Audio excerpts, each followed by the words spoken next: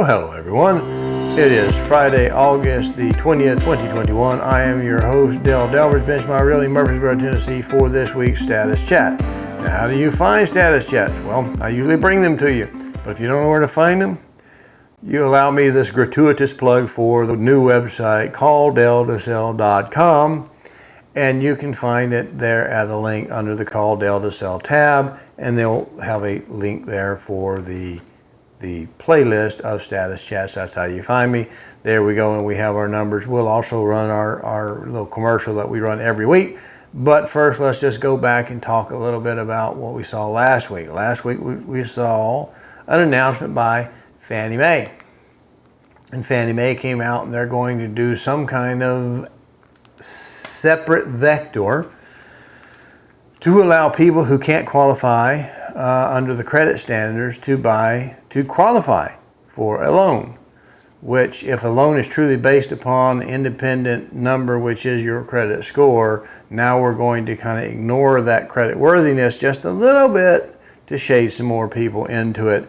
By their estimate, about 17% of the people who were turned down for mortgages, if they had this option in the underwriter, they would now have a mortgage or be able to have a mortgage. And I say that because there's a lot of competition, particularly in our area, the Middle Tennessee area, the Rutherford County area, the Murfreesboro area, and all markets are local. So we have some problems that other people don't have. Well, first of all, people say, never called anything a problem, it's a challenge. Okay, whatever you want to name it. People are leaving high-tax blue states in droves, coming to the no-income tax state of Tennessee and others similar like it. They're leaving them, and they're finding out with great enjoyment that they can sell their 30-year-old ranch house perhaps for $1.2 million, move to Tennessee, buy a brand new house in a brand new subdivision with relatively new schools or even a new school, be happy as a hog in slop, have money left over to buy that last car for retirement or whatever they got, or a brand new truck, or invest in a business or whatever they got going on. We've got a robust economy for the most part in our area, and you give people a lot of cash, they'll even go out and buy a lake house or whatever, a boat, something, and they're enjoying it. Well, all this new competition into our market is making it tough on first-time home buyers. And it's tough because we have this thing called the gap, or the cash gap. And I'm going to talk about it in this segment here from a person at Freddie Mac. Let's watch this together. Well, I'm going to take this from Freddie Mac Single Family. There's also a Freddie Mac Multifamily, which is like 5 or more. We're going to stick to the 1 to 4, which is residential in Tennessee, what we have our contracts for when we do the typical highly regulated industry of single family homes. And this is not a brand new post, but it's less than a month old, and it deals with something that's very important, an issue that has come up in our blazing hot market that we find ourselves in Rutherford County, Middle Tennessee market, the Murfreesboro area.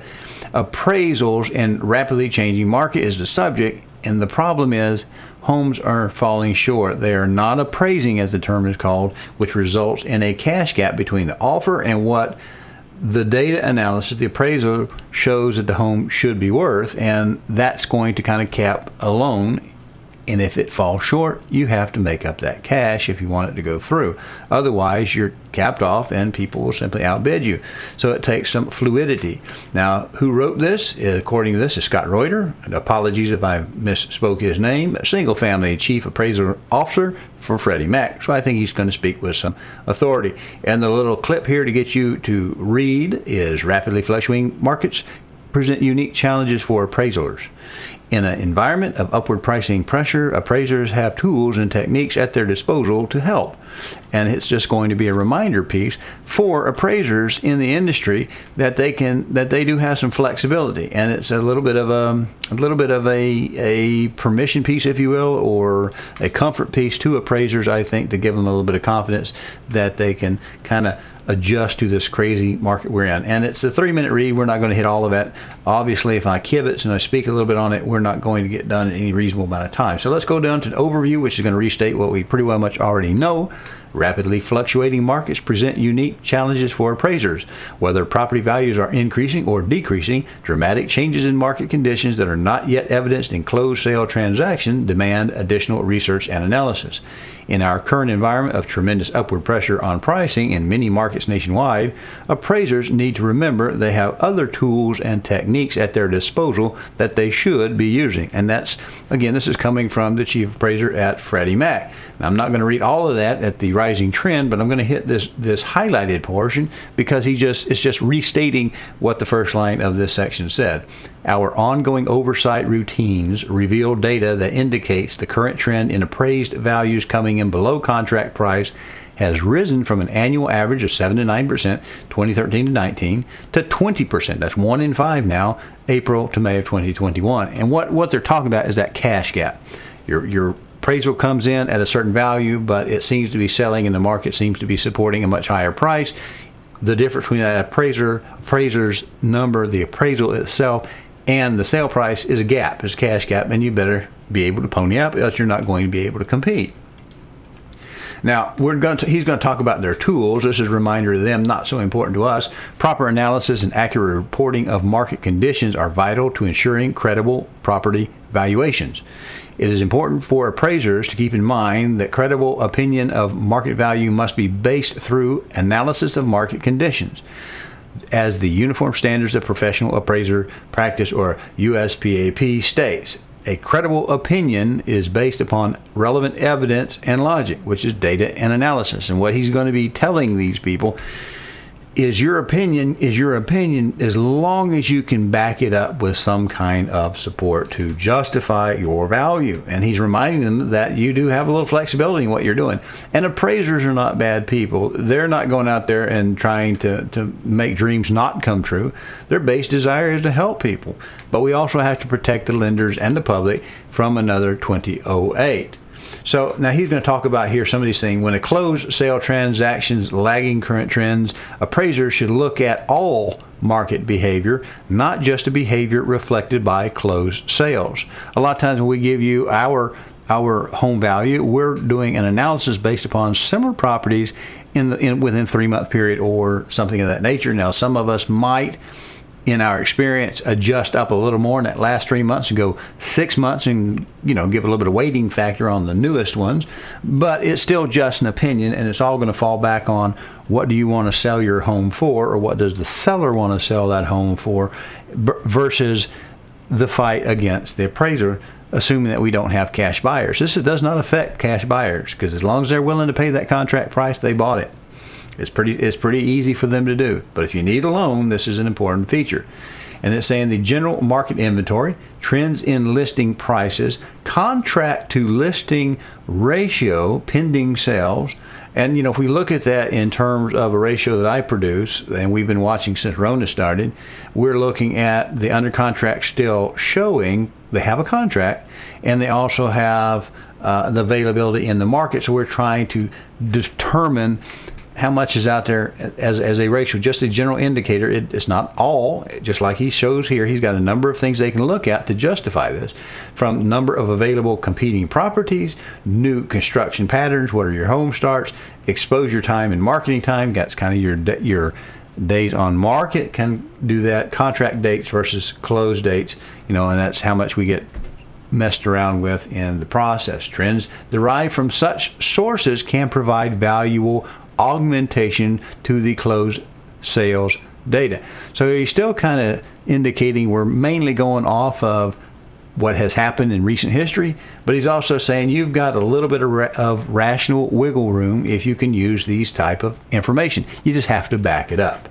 And he talks about leading indicators and developing adjustments. I'm going to skip on down to this highlighted portion, else we'll be here all day. Recognizing and adjusting for increases in any amount is perfectly acceptable, providing the appraiser has developed adequate market support using a recognized method, the analysis of repeat sales, market trend analysis, etc. And that's just what I think I said. They just need to be able to back up. They cannot just make a number up to make the sale go through.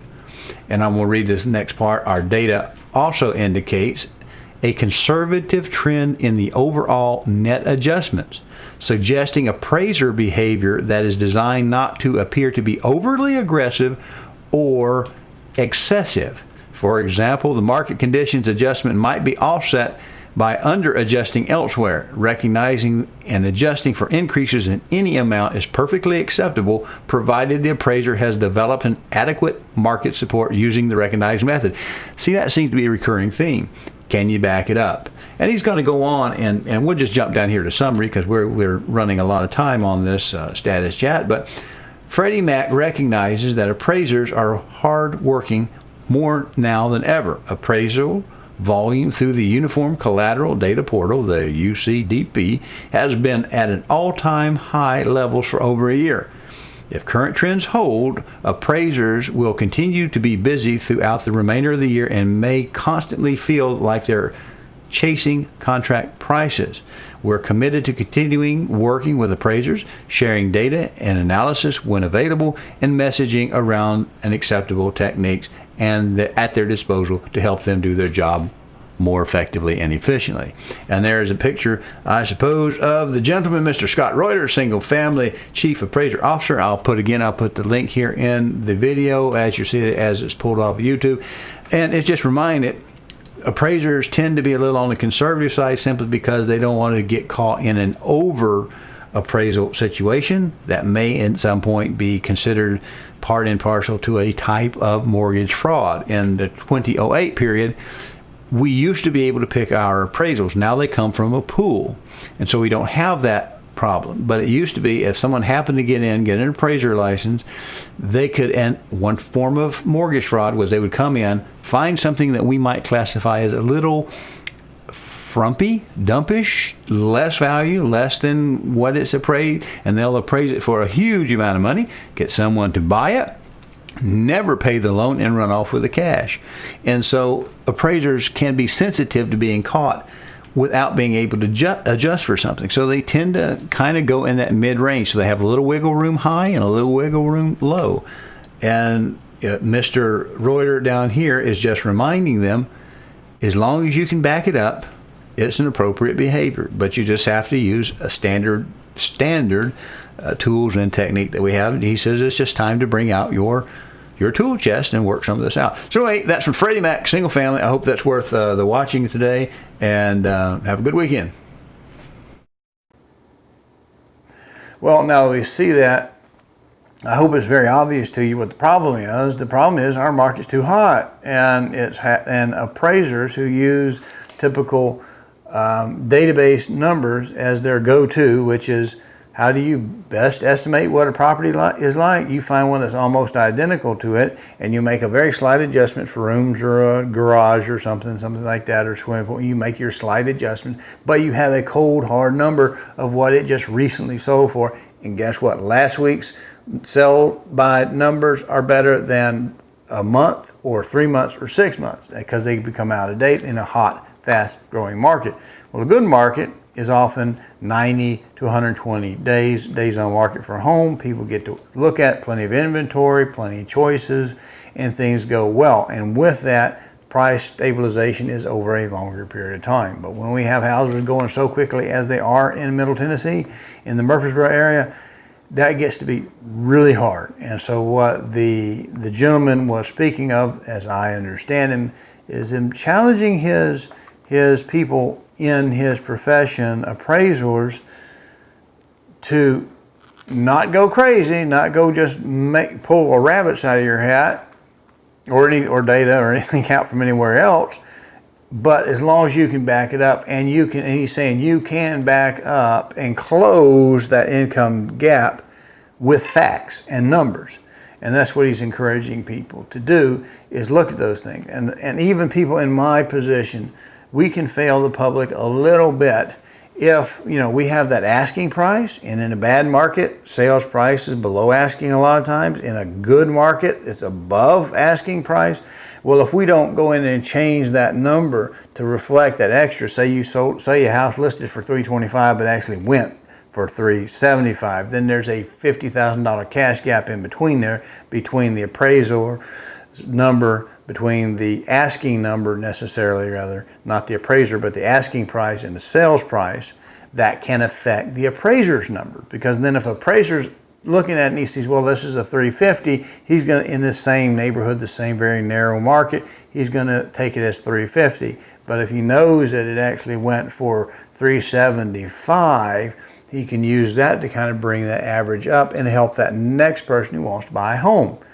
And that's what we're doing. So we have that to try to help from Freddie Mac. We have Fannie Mae trying to kick more people who may be cash challenged, shall we say, because we all know that the more money you have, the easier it is to pay all your bills on time and to be fluid, and it helps a lot of cash can help your debt to equity ratio and a lot of things in this. So now one action seems to be trying to grab more people who can't buy a home, throw them into the market that's already very, very crowded, and they're going to be challenged to come up probably with any kind of gap that they have to overcome. So I see Freddie Mac's announcement, this little piece, to be an important, encouraging thing to say, guys, we can get our gap, our cash gap narrowed by simply doing better appraisals, but that's going to require the appraiser to do a lot more work to justify that higher number. They can't just make the number match. They can't do that. They can't. And it's not that they want to turn anybody down. They just can't do that. They have to justify what they got. So now it's time. I've rambled on enough. Let's hit that commercial we got to have to keep me out of trouble with the real estate commission. Hello, I'm Dale Delbridge of Benchmark Realty, Murfreesboro, Tennessee. If you are currently unrepresented and would like to know how to compare up to 3 properties side by side and room by room, then go over to my new YouTube channel, CallDelToSell. That's one L and Del, no spaces. Watch the demo on Real Scout and then call me and we'll set up your exclusive ad-free account today. Now that we got that done, let's look at the numbers. Last week we had, as week of the 8/13/21, we had 98.58 in the opportunities in Real Scout system, and that increased slightly over the previous period. We had 47.03 in the under contracts but still showing. That went down just a tad, and the integer value of that ratio dropped to 48, which is generally considered a pretty good idea, a pretty good feeling. It means that there's probably more waiting in the opportunities to be sold, but there's a softening effect we'll talk about just in a second. We had 99.22 this week, and that's up over the previous period, and a 47.95 in the under contract, still showing, also up just a tad, and the integer value of the ratio between them, because they moved together, stayed the same at 48. And so here's part of the thing. Some people are saying, well, is the market softening? Well, I think the reason the market's softening is people are emotionally worn out.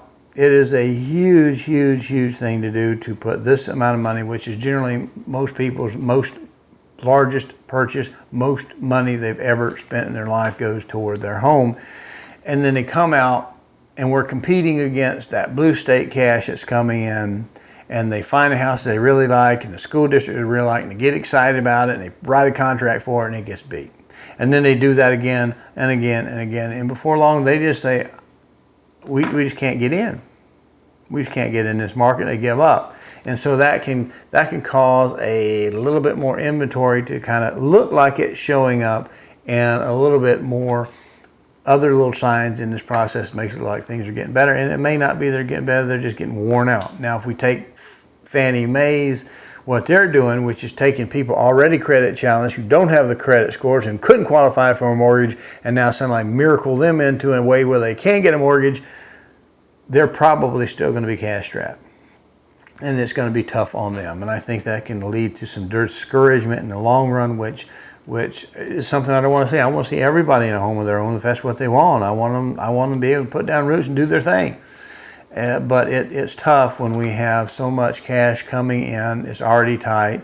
We already have so much competition. We're trying to narrow that appraiser's gap between the appraisal and the set contract price.